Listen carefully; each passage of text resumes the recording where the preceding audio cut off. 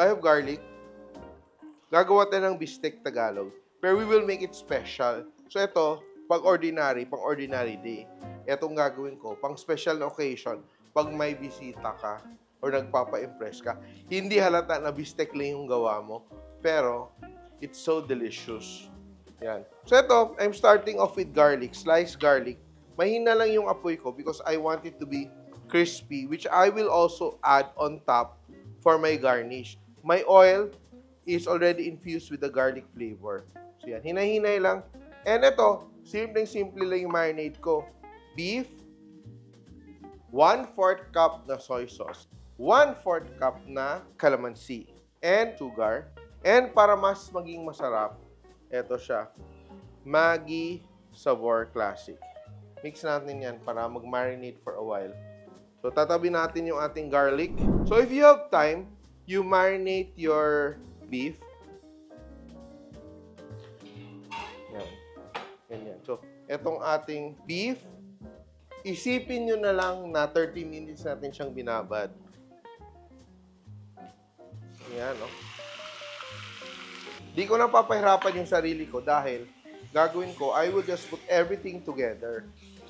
Parang adobo lang, di ba? Pero I will show you later on how we will serve it na napaka-sarap. Then I will add, ito siya, cracked black pepper. Tingnan mo. And I will add it here. We are cooking our beef. Di ba, para natin siyang inadobo lang. Pero may technique ako na baliktad. Di ba, usually sear na gagawin yung sauce. So, ito siya. I'm just cooking my beef until it is a bit tender. Ano ba yung beef natin ginamit? We are using sirloin. So, papalambutin na natin yung ating beef. And we are using later on, makinig kayo. Mamaya pa, hindi pa ngayon, gagamit tayo ng Nestle All-Purpose Cream para to thicken and make the sauce creamy. Pero bakit ko siya pinapakuluan na ganyan? Para yung acid ng ating calamansi ma-cook out. Kasi kung nilagay ko yung aking cream dito, then hindi pa na-cook out yung acid, magka-curdle yung aking cream. We want it to be creamy. Then ito naman yung gagawin ko ay I will cut my onions into rings. So ito siya, makinig kayo. Pag yung cream nyo, pag yung meat mo ay magandang klase, gumagamit kayo ng first class na beef, mabilis siya maluto. So ito, tatabi natin to. Tatabi natin. So yung beef natin, tinabi natin siya. And yung gagawin ko ngayon, ito kasi pinalambot na natin yung ating beef, ating sauce, itatabi din natin. Gagawin ko with a little bit of butter. Butter naman tayo para mas maging malinamnam. Now, we will add our onions. Then, we will season with a little bit of salt. Ito, konting effort to dahil pang special naman to na occasion. Kasi usually, di ba, yung tinuturo sa atin pag nagbe-bistek tayo, di ba, isi-sear mo yung beef. Habang sinisiar mo, di ba, nagtutubig siya, then hindi na nasi-sear. So, bari pa, ganito na yung gawin nyo. Di ba? Immediately, you simmer it. Parang ina-adobo mo siya hanggang lumambot siya. Kung maganda yung quality ng beef mo, quick lang na parang simmer. Ito, unahin ko lang tong ating onions with a little bit of butter and salt. At masarap to sa rice. And even mashed potato. You have mashed potato, ito siya. Masarap to siya. Go. Ito na yung ating garnish later. And ito siya. Now, with a little bit of oil. Kung gusto mo oil, olive oil, konting butter. Nagets mo yung logic ko? Ito yung gagawin natin. We heat our pan. And now, itong meat natin na nilaga, isi-sear na natin siya isa-isa. Ganyan, oh. Just to brown. Oh, di ba? More flavor. Oh. Di ba? Seared na siya. Oh. And hindi mo na siya kailangang patagalin dahil all you want is the seared or caramelized exterior. Look at that now. Diba ang ganda ng ating beef pieces? Oh.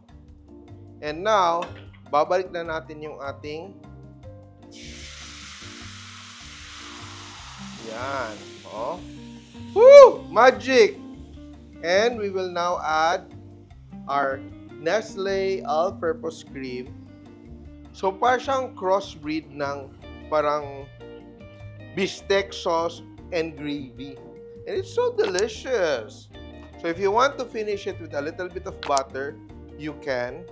Which I will do. Ako lagyan ko ng konting butter para mas malinamnam pa siya. Blend it together. Oh, patay na yung ating heat. And now we have our very nice creamy bistec sauce, which I will pour over.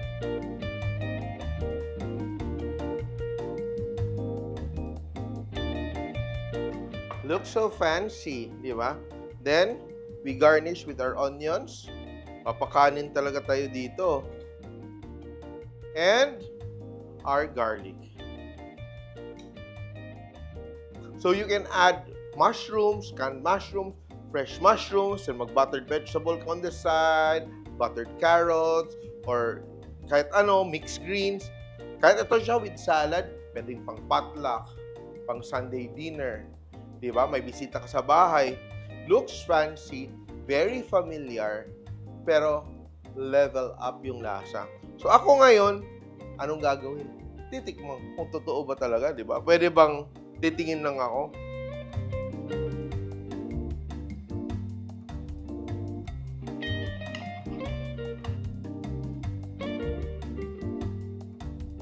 Nangingibabaw yung asim ng kalamansi, then biglang may creamy.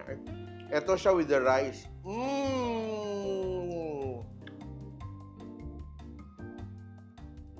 Kung hindi pa kayo follower at subscriber ng Simple.ph YouTube channel, it's the time to do it right now. And you will learn a lot of simple recipes just like this one. And happy ako sa recipe natin today. Simple, masarap, pero bongga. Ang ating creamy bistec Tagalog. Simple.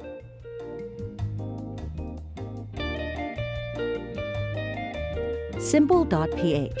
Living made simple.